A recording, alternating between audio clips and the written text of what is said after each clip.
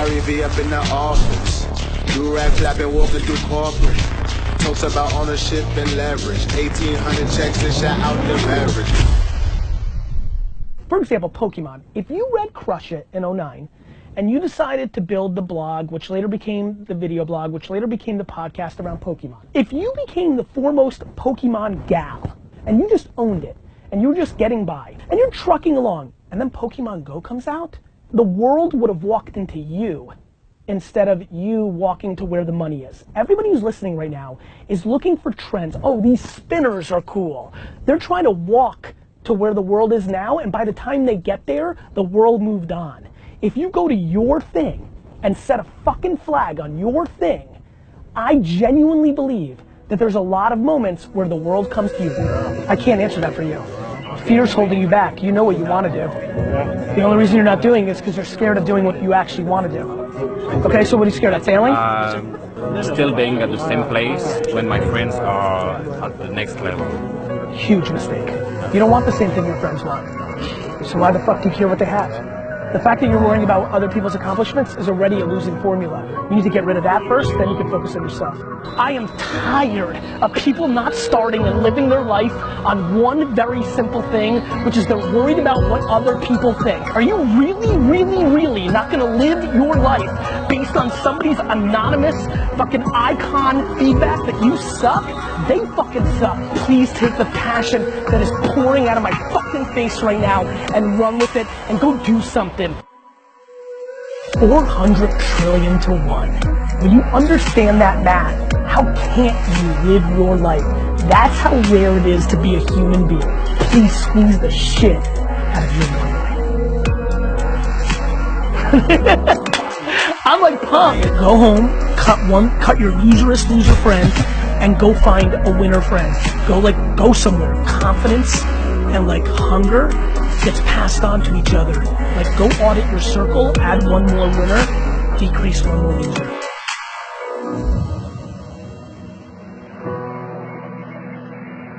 Defense is short term. Offense, ironically, is long term. You only know you're on the right path when the things that you want to be happening are actually starting to happen. And usually people give up before they happen, or they'll never get there. And it's extremely difficult to dissect, generally, very easy if you dissect deeply, right? I think a lot of people talk about luck, and when you're somebody like me, like you work a lot and things of that nature, it's hard to accept luck, but there's no question things like being able to immigrate out of the Soviet Union or having a mother that is so insanely amazing, you know, I didn't control that.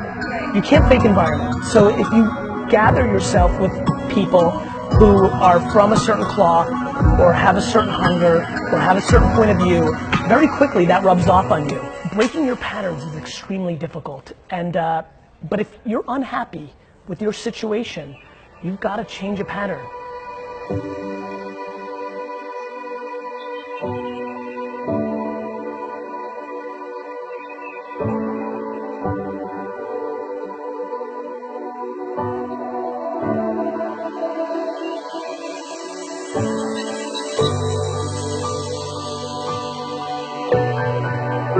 No, you need to be you.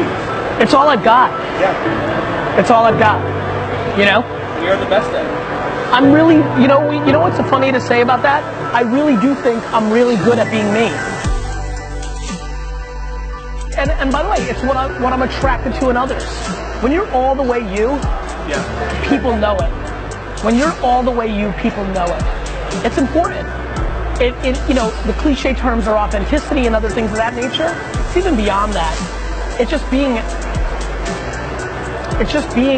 like, it's almost like being one with yourself. Like, I never have any doubt about my intent, about how it ends up, and about the market adjusting. If I lose badly, I don't have any doubt that that's what should have happened. I respect the market as much as I respect myself, and then I adjust to the reality of it. The end, you know? I didn't rush here at all. Everybody's been pushing me to Asia for fucking 5, 7, 9 years. I'm like, it'll come when I feel like it's time to come. Yeah. You know? And that's it. And if I came 6 months earlier, it would have been too early because it wouldn't have felt natural. And if I never came, I would never come.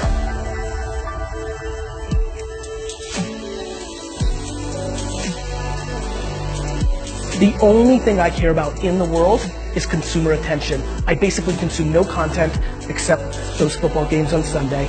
I watch all consumer behavior. I watch what they react to. I often look at big data and try to analyze it, but normally I rely on my intuitive nature. And most of all, I'm completely unemotional about what's actually happening. If it is a threat to what I'm doing, then that makes me happy, not upset, because I'd much rather put myself out of business than have somebody else do it for me.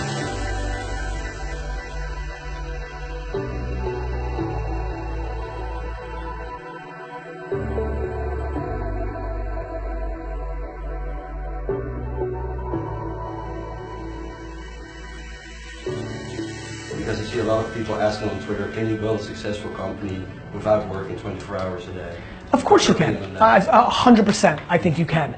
I just think that most people aren't talented enough to not work a lot, so I'm scared that people think they can work 5 hours and build a successful company. Yeah. But like Jason Fried and like 37 Signals, like all automated, all like, there's a lot of ways to win. I absolutely believe that's the case. I'm a fan of working hard if you want the audacity to have a business that pays for your entire livelihood. Yeah. I feel like it's controllable.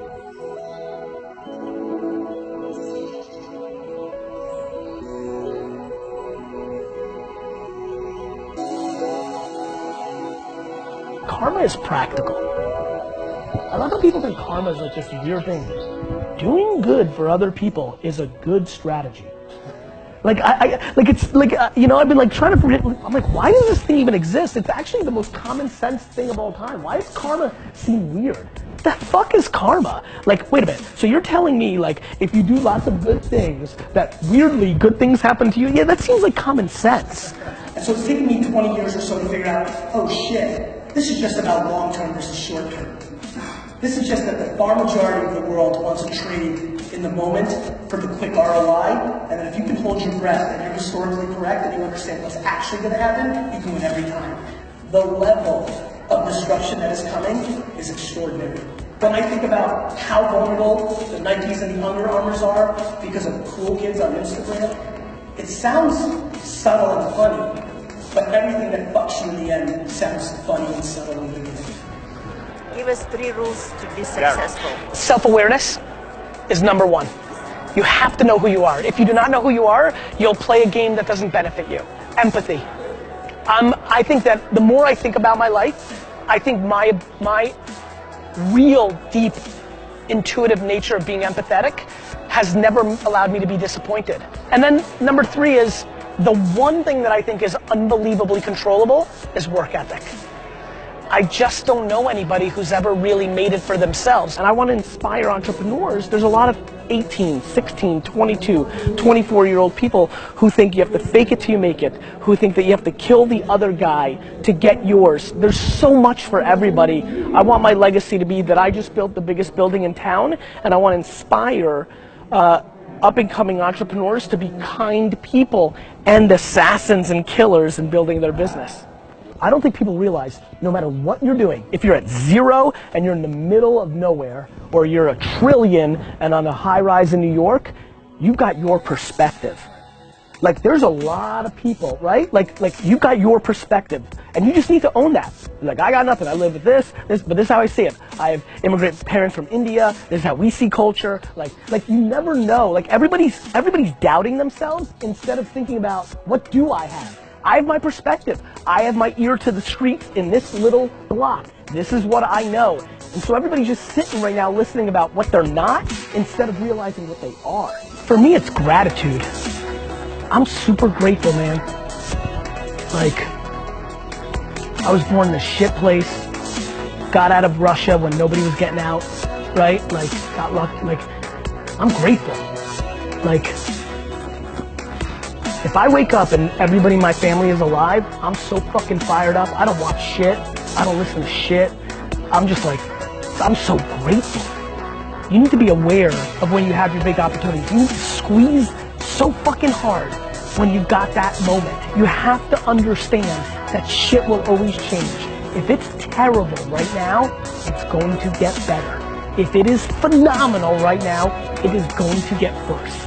That is just the way it's always been. I'm not smart, it's just fucking history. It's about timing. Recognize your moments and strike. That has absolutely been the foundation of my success, whether it was selling my baseball cards when I just felt it, whether it was the internet itself, whether it was other things like starting VaynerMedia when I had all these other opportunities, but I wanted to triple down on my strengths during this golden era. Sometimes they're fun, sometimes they're taking a step back in theory, but it's all about knowing when to go all in. And the one thing we get is regret when we didn't squeeze our best opportunity. So when you're a football player at USC, that is a big time fucking opportunity, because most of you don't go to the league and most of you aren't successful in the league, and this is your apex. And whether you're a manager in a store right now, whether you're a great student in high school, whether you're awfully pretty right now, but you know you're not gonna be as pretty one day. I'm being serious now. I know this is silly shit, but when you have your best situation, when you have the fucking leverage, you need to fucking strike. And when you don't pout. You put in the work to rebuild your next leverage. I had YouTube, I had Twitter, and when they weren't as big anymore, I didn't cry that Instagram or Snapchat came. I put in the work to build myself back up and matter in that ecosystem, and now that I've got the Instagram moment again, I'm fucking pounding. I'm pounding harder than I did the last time, because I learned, because from pattern recognition, from experience, you get better. And so, if this can inspire you, if your shit's good right now, quadruple down, and if it's not, stay quiet and build and look for that moment when you know it's good, pound. Because squeezing when you have the opportunity is the key.